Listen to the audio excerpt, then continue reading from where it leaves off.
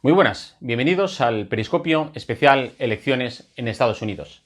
Desde hoy y hasta el día de la cita electoral, el 3 de noviembre, vamos a abordar, semana a semana, todo lo más importante que acontece alrededor de la campaña electoral estadounidense. El presidente de Estados Unidos, Donald Trump, ha comparado esta semana el avance de la pandemia del coronavirus en su país con los europeos, entre ellos España. Trump se detuvo unos minutos para hablar, como digo, del caso español, y según él, en las últimas 5 semanas, los casos per cápita han subido aquí más de un 300%. Un país del que, según él, ha estado escuchando cosas y ha estado hablando con algunos de los líderes del país. Y, según él, aquí en España lo estamos pasando mal. Al mismo tiempo, la reacción española vino del ministro de Sanidad, el ministro Illa, quien dijo que el presidente estadounidense era el menos indicado para dar lecciones de gestión. Como dice el refrán, le dijo la sartén al cazo. España es el país que lidera el aumento de casos de coronavirus en el mundo occidental.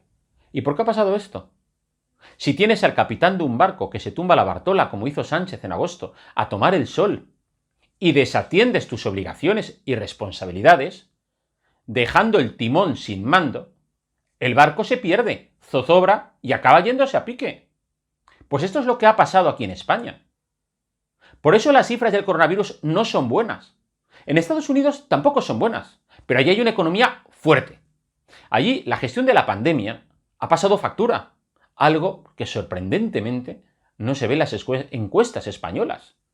En Estados Unidos, un 62% de los votantes, repito, un 62%, cree que la pandemia, sus consecuencias y la gestión de la misma serán clave a la hora de ejercer su voto el próximo mes de noviembre. Ah, pero ojo, la economía también, el bolsillo de los ciudadanos. Y esa economía y mercado laboral se están recuperando más rápido de lo previsto.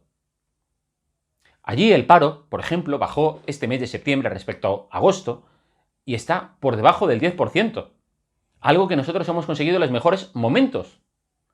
Por eso, si la economía en Estados Unidos sigue creciendo a dicho ritmo, podría resultarle beneficioso a la intención de voto de Trump. Y eso es importante. Pese a la pandemia y las encuestas, Trump, como digo, es el campeón de la economía. Pero volvamos a ese caso, a esa reacción del ministro Illa con los Estados Unidos. Aquí en España, el gobierno, el Ministerio de Sanidad, han estado todo el verano haciendo caso omiso a las advertencias de que venía la segunda ola. Y sí que es verdad que en Estados Unidos, pues los casos han ido creciendo semana a semana, día tras día, hora tras hora. Pero es que la economía del país, que se resintió en el segundo trimestre, ahora está creciendo a un ritmo que, según los expertos, está siendo de 2 dígitos, por encima incluso de un 20%, casi igual a la cifra con la que se contrajo en el trimestre anterior. Y eso es algo que aquí en España, pues vamos a ir viendo, como se ha ido anunciando, que congelaciones de salarios a los funcionarios, congelaciones de pensiones, son la muestra de que la economía española no está teniendo ese crecimiento en V que en un principio, allá por el mes de abril, sin ir más lejos, decía el gobierno que iba a experimentar nuestra economía.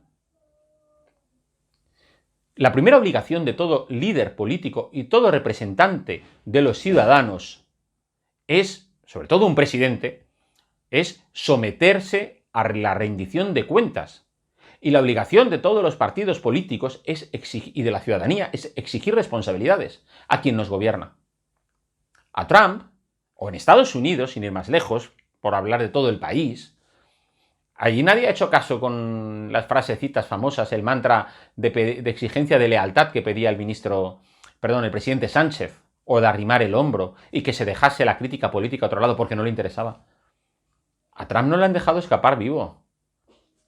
Los demócratas, los medios de comunicación más próximos a la izquierda, le han sacudido por todos lados al presidente Trump con la gestión del coronavirus. Y Trump no se ha echado... Trump se critica a los medios de comunicación, pero no porque le critiquen en el coronavirus, sino porque es su forma de ejercer su mandato. Aquí en España, primero a los periodistas se les impidió que hicieran preguntas, se les censuró, y cuando ya, digamos, el escándalo fue mayúsculo, se les devolvió otra vez el uso de la palabra. Y todo eso, en Estados Unidos, como digo, le ha pasado factura a Trump no solo de los medios próximos de izquierda, sino la propia ciudadanía es la que exige responsabilidades. Y esa misma ciudadanía aquí en España debería también ser crítica y no actuar de manera acrítica con el poder. Y pedir rendición de cuentas a Sánchez. El otro día no sé quién, pero comentaba que la crisis del coronavirus se ha cobrado varias víctimas. Se ha cobrado, pero sorprendentemente, víctimas en el principal partido de la oposición. Ahí tenemos a la portavoz en el Congreso que, digamos, ha pasado a sentarse en la fila con el resto de compañeros, en la bancada del Partido Popular. Hemos visto también cambios en uno de los grandes diarios del centro derecha en nuestro país, como es el ABC, y hemos visto caer también la firma de Alfonso Usía en el diario La Razón. Y sin embargo la izquierda no está viendo ningún cambio, no está viendo ninguna reacción. Algo que, como digo, resulta sorprendente. Pero bueno, vamos al tema del día y hoy vamos a hablar con José María Peredo Pombo, que es catedrático de Relaciones Internacionales en la Universidad Europea, y donde vamos a hacer un análisis somero de cómo están las encuestas y cómo está esa precampaña electoral en los Estados Unidos a menos de 2 meses que tenga lugar la fecha de las elecciones. Vamos a ello.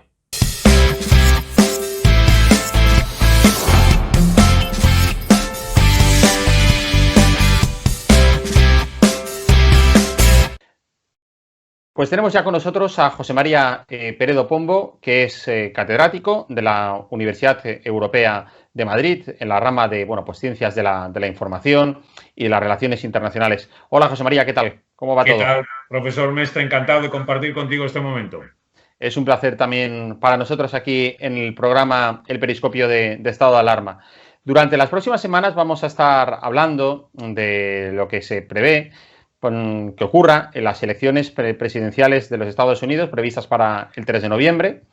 Al parecer, yo creo que van a ser unas elecciones muy discutidas.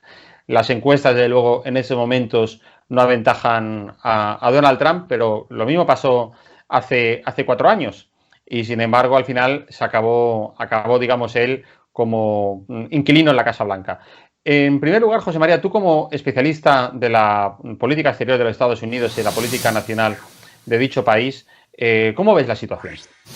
Bueno, pues lo veo en primer lugar, tal y como tú, en el sentido de realzar enormemente la importancia de estas elecciones. Yo creo que estas elecciones son desde 2008, 2012, 2016, no han tenido desde luego una importancia como la que tienen estas elecciones. Quizá habría que remontarse a las elecciones del cambio de siglo, al año 2000, por la propia rivalidad y el propio resultado que tuvo también muy polarizada la sociedad en torno a Al Gore y el proyecto demócrata y en torno a la renovación y un proyecto más conservador de George Bush. Ahí quizá podríamos establecer algún paralelismo, pero yo creo que estas elecciones, para la situación interna de polarización de los Estados Unidos, en primer lugar, tan absolutamente manifiesta en las calles, en fenómenos de violencia, de protesta, muy evidentes, muy radicales en algunos momentos, número uno. Número dos, por la complejidad, como tú bien sabes, Jorge, de la situación internacional, en la cual pues esa no pérdida de liderazgo de Estados Unidos, sino ese cambio de configuración del orden internacional a este orden internacional de competencia entre potencias, pues obviamente demanda una situación en Estados Unidos, primera democracia del mundo, a la cabeza del mundo libre, una situación más clara, más generadora de confianza, ¿no?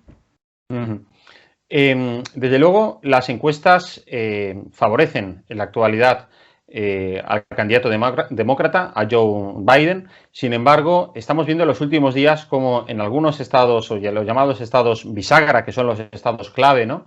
En los estados donde se juega de verdad, bueno, pues los próximos 4 años de legislatura y de ocupar de la presidencia de los Estados Unidos en la Casa Blanca, que está el presidente Trump remontando. ¿A qué se crees que se debe esto?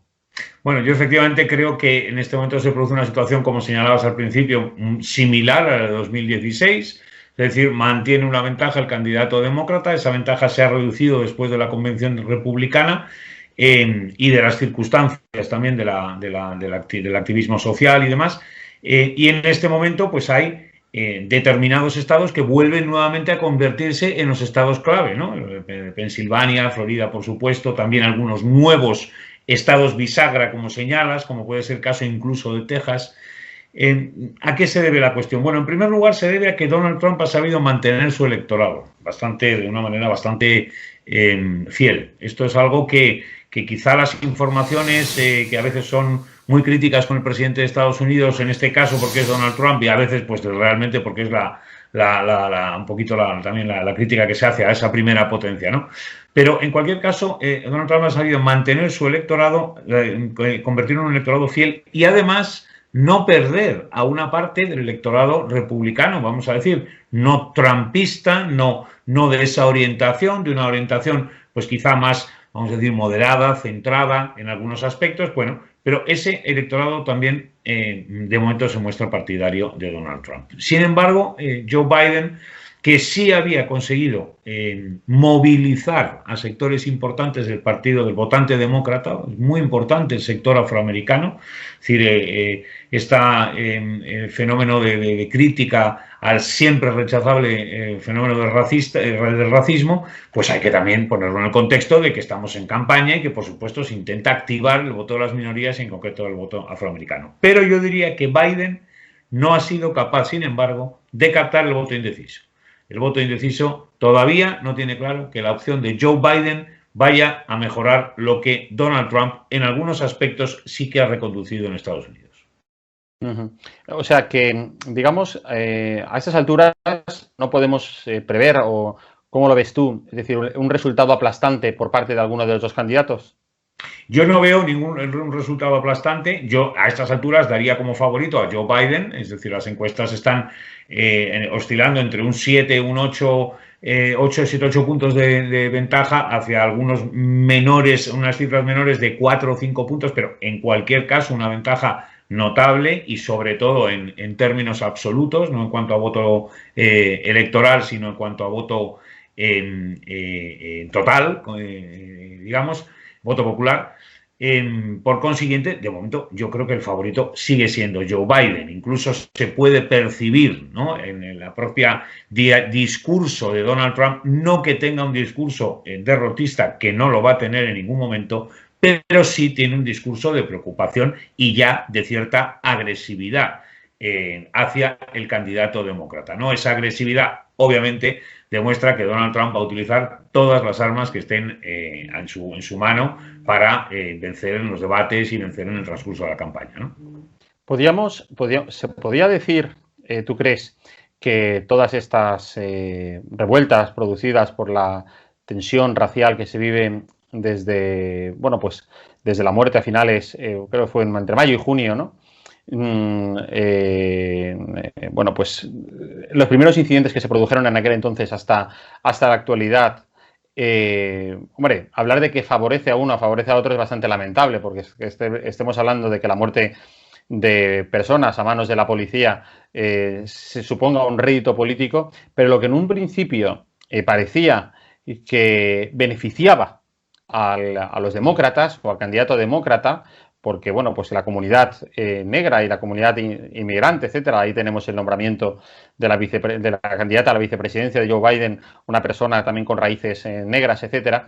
Todo esto beneficiaba como decía, a Joe Biden. Sin embargo, con la estrategia esa de ley y orden sacada por Trump, parece que sí, que sin embargo le está produciendo un rédito a él, un beneficio, de una manera pues que la gestión que se está haciendo por parte de aquellos gobernadores o alcaldes del Partido Demócrata en lugares donde se están produciendo incidentes, desde luego, bueno, pues están siendo también un auténtico desastre, ¿no? Yo creo que hay un precedente ahí que debemos de observar, del que está tirando también Donald Trump. El precedente son los años 60, que quedan muy lejanos, pero que hay un precedente histórico ahí que podemos observar. Y ese precedente señalaba que cuando en plena política, estrategia de la gran sociedad del presidente Johnson y de movilización de la minoría afroamericana en reclamación de la igualdad de derechos, de la eliminación de las barreras que había en los estados del sur para determinadas, por ejemplo, derechos de los ciudadanos afroamericanos, por ejemplo, incluso el de voto, en esa situación que también genera alteraciones importantes del orden público y también, lamentablemente, violencia. La de Martin Luther King es el ejemplo más plausible, ¿no? Pero otros episodios de violencia, se hace en 1968 con la victoria el candidato republicano Richard Nixon. No se presenta Johnson y entonces busca inmediatamente un cambio la sociedad norteamericana hacia un presidente que, ¿qué es lo que trae? Ley y orden, en aquel momento, que son un poco lo que ha rescatado en este momento Donald Trump. Por tanto, hombre, hay un precedente, evidentemente, de que un exceso de esa violencia injustificada absolutamente, es decir, no solo ya la respuesta armada, que por supuesto a la que te refieres después de esos brutales circunstancias de violencia policial, esa brutalidad con la que se puede responder después en las calles. No, es que hemos vivido episodios de iconoclastas, ¿no? Ahí derribando estatuas absolutamente indiscriminadamente. Hombre, eso yo creo que genera en una parte de la sociedad una sensación de decir, bueno, está afrontando esta situación o asumiendo aquí la lucha contra esta situación antirracial los radicales, los extremistas, gente que se sale de los límites, de las limitaciones de la ley, ¿no? Eso yo creo que puede ser aprovechado por Donald Trump, pero evidentemente la responsabilidad también está en Joe Biden en desligarse muy bien de todos esos fenómenos, que de momento lo ha intentado hacer, evidentemente, desligarse de todos esos fenómenos extremistas, radicales, que poco o nada tienen que ver con la legislación centrada y moderada en Estados Unidos. ¿Y tú crees que la gestión de la crisis o de la gestión de la pandemia del coronavirus va a tener un factor decisivo a la hora de orientar el voto hacia un sentido o a otro? Coronavirus va a ser muy importante, teniendo en cuenta que ya lo es desde el momento en el cual Donald Trump estaba claramente en ventaja en el mes de enero y febrero, como consecuencia del argumento y de las cifras económicas, que le eran enormemente favorable a su gestión de 3 años y medio, y que a partir del coronavirus se han visto debilitado esas cifras, aunque parece que repuntan en algunos aspectos. Parece que la reacción va a ser bastante por lo menos identificable por las cifras, ¿no? En términos, por ejemplo, de reducción del paro, en términos de las bolsas están subiendo. Hay unos indicadores que parece que ayudan, ¿no?, a esa visión, pero qué duda cabe que presentar unas cuentas como presentaba Donald Trump, de un crecimiento económico a la cabeza del mundo, de haber recuperado la primera posición, de haberse... Bueno, pues eso, claro, eso el coronavirus lo ha frenado de manera clara y de manera, además, duradera, porque ha habido personas que siguen afectadas socialmente y por la situación de salud.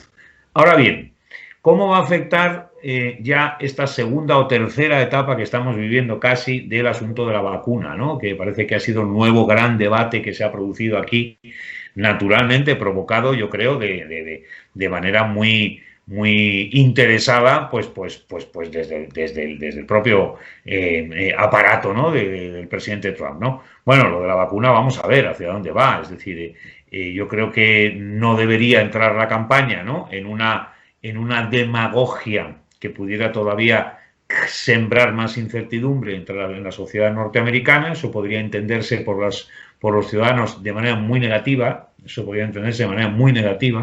decir, el que siembre incertidumbre ahora en vez de certezas, creo que va a ser enormemente castigado por los electores indecisos, sobre todo, me atrevería a decir.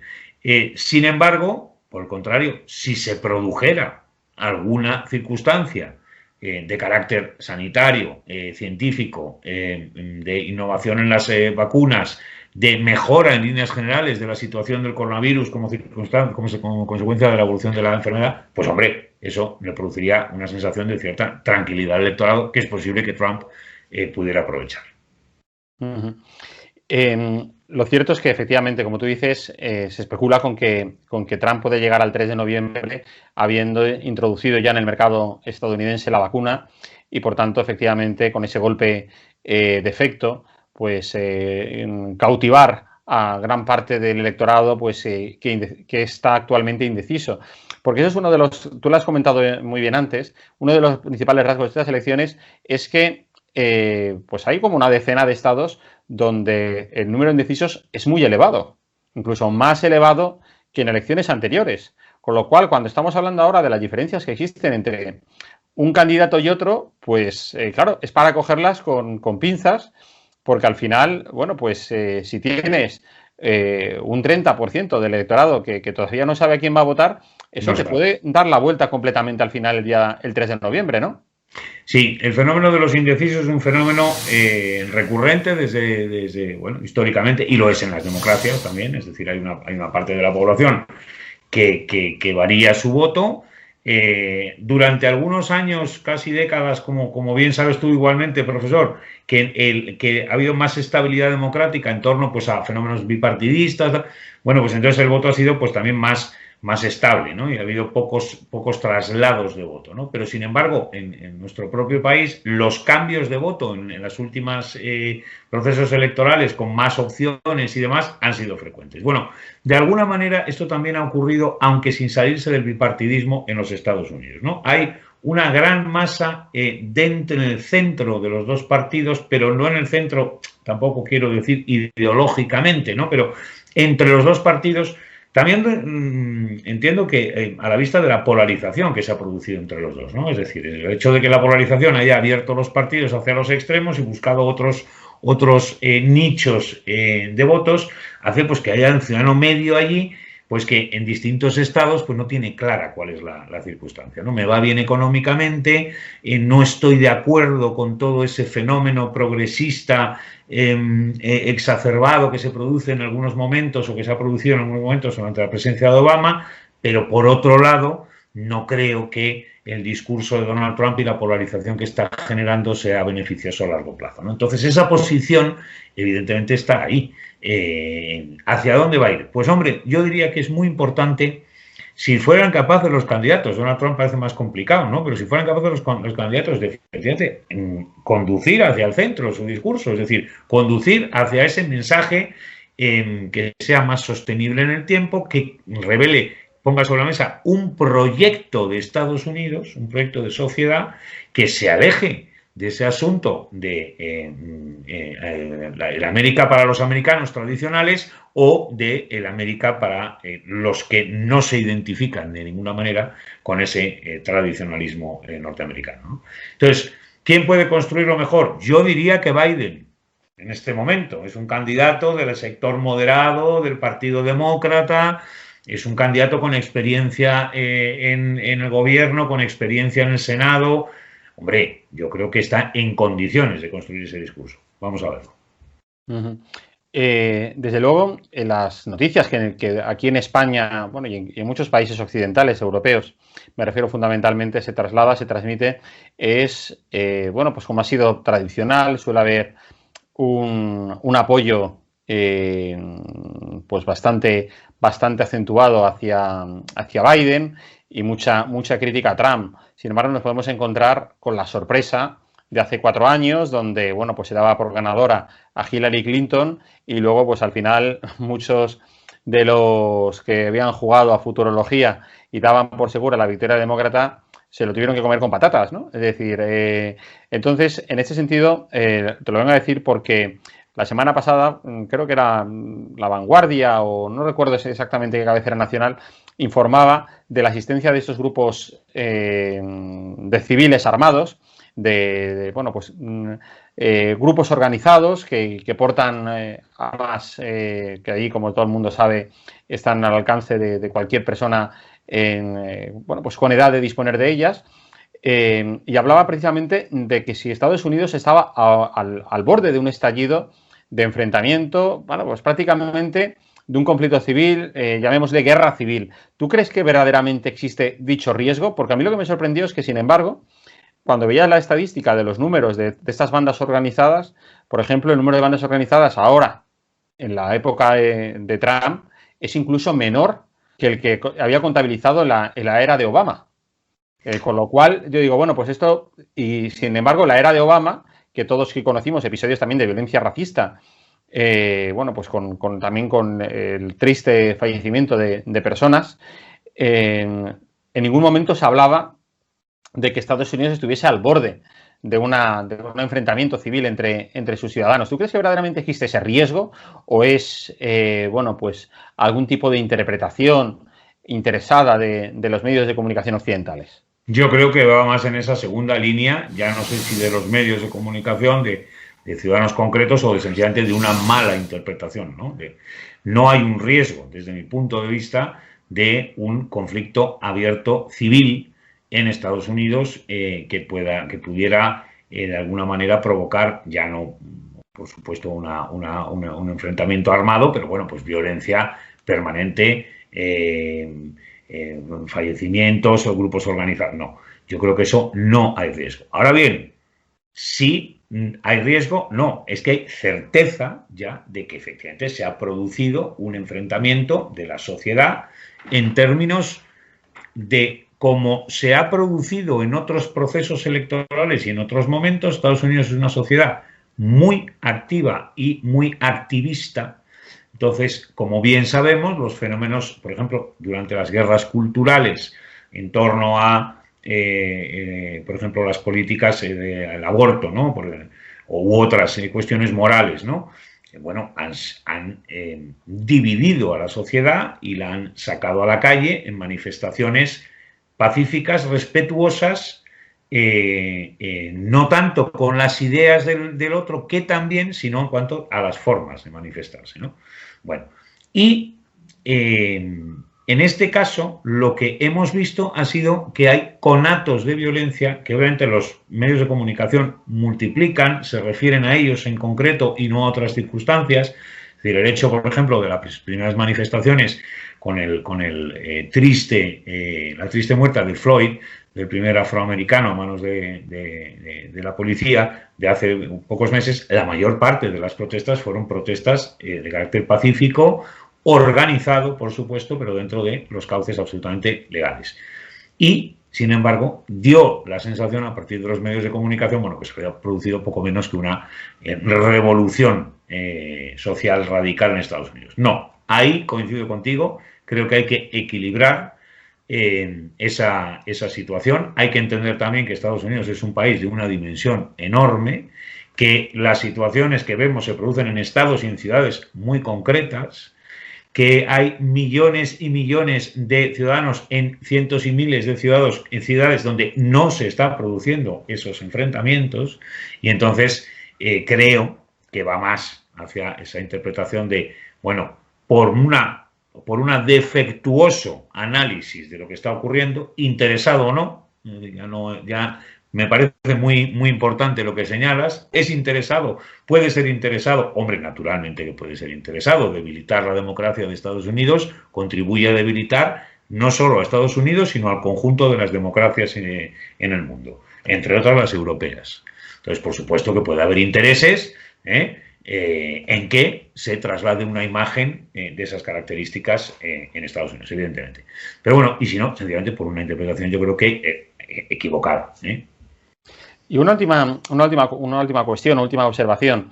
Se dice que Donald Trump sigue siendo el candidato favorito por Rusia, pero lo llamativo, y de eso se habla menos, que es que Joe Biden es el candidato favorito para China. Lo cual, bueno, pues estamos viendo que efectivamente pues hay una serie de noticias. La semana pasada hubo un medio de comunicación en Estados Unidos que fue, digamos, censurado tanto en Facebook como en Twitter, porque fue acusado por la Policía Federal, por el FBI, de estar financiado por Rusia. Pero, sin embargo, en ese sentido, se habla poco de la manera en que China está tratando de influir en el proceso electoral estadounidense. Yo creo que por cierto, es decir, también hay que recordar que los Estados Unidos, a lo largo de la historia sobre todo después de la Segunda Guerra Mundial, ha interferido, ha intervenido en procesos electorales y no procesos electorales para provocar cambios de regímenes, cambios de gobiernos, caídas de presidentes, para poner un dictador o para cambiar a un dictador por otro o para traer la democracia, etcétera, en infinidad de países. O sea, tampoco nos caigamos ahora del guindo y pensemos que efectivamente eso es algo que solo practica Rusia. Entonces, en este sentido, ¿tú crees que existe, digamos, alguna manera de probar o se verá con el tiempo, igual que se acusó a Rusia de haber interferido en el proceso de 2016, de probar ese tipo de influencia de China? ¿O es que en ese sentido China utiliza, digamos, unas artes mucho más sutiles y mucho más imperceptibles que la que emplean quizá los rusos? Bueno, es una muy buena pregunta que no es especulativa, yo creo, y voy a intentar no hacerlo especulativamente en la respuesta tampoco, ¿no?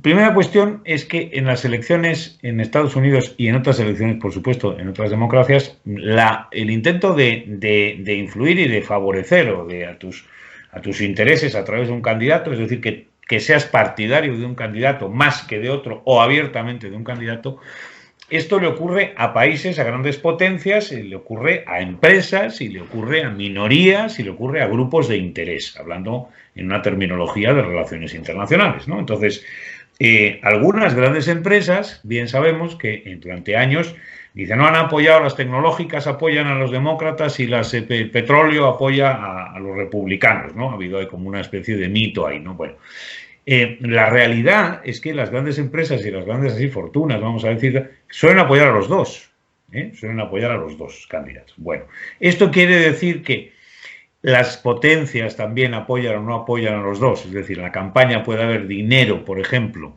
de países no de manera directa, a través de grupos de interés que hayan financiado y tal, pues hombre, naturalmente, y es posible que hayan financiado sus grupos de interés a uno u otro candidato más, pero a lo mejor a los dos.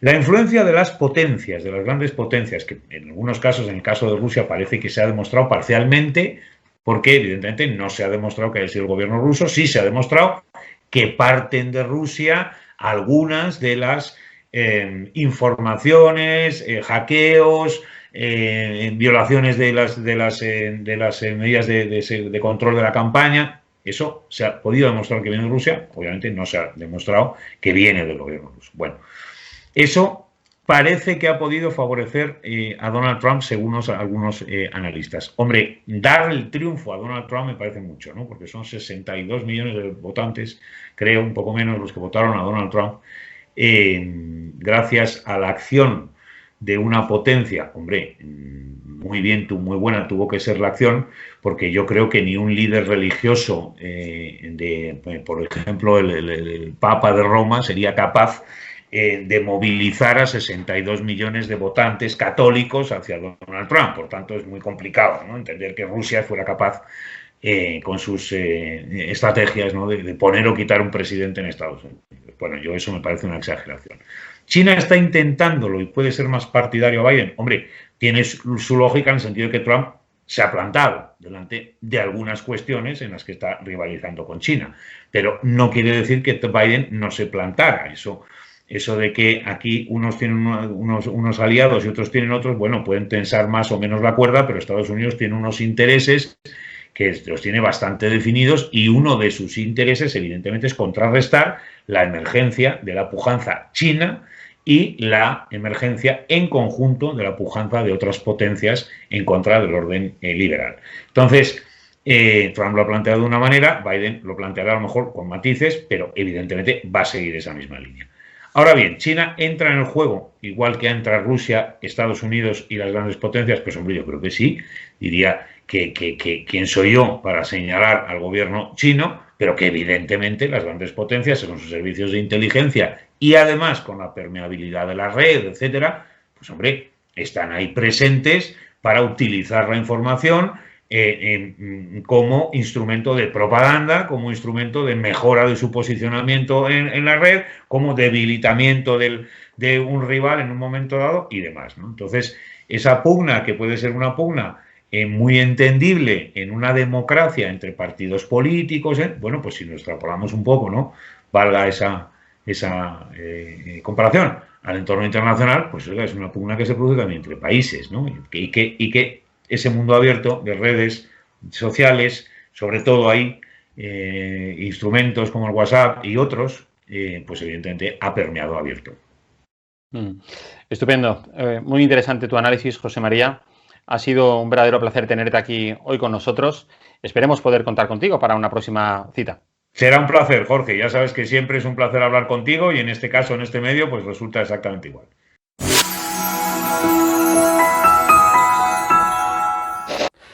Creo que ha sido muy interesante la entrevista con José María Peredo. Os espero la semana que viene para seguir hablando más de las elecciones presidenciales en los Estados Unidos. Sed felices a pesar del gobierno.